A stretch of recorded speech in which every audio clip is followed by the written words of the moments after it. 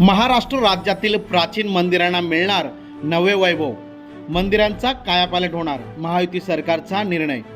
जुन्या जीर्ण मंदिरांचा जीर्णोद्धार, राज्यातील 3 मंदिरांसाठी 71 कोटी, महायुतीचा वेगवान निर्णय.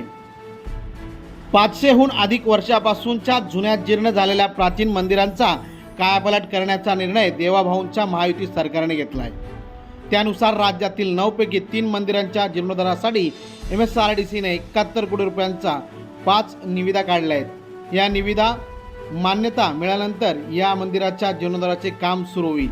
यामध्ये पुणे कार्ले येथील एकविरा देवी, बीडमधील पुरुषोत्तम तसेच कोल्हापूर जिल्ह्यातील कोपेश्वर मंदिराच्या कामाचा समावेश आहे.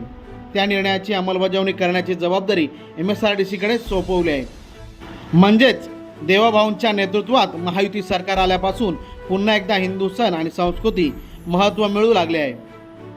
हिंदू संस्कृती जपणार महायुती सरकार.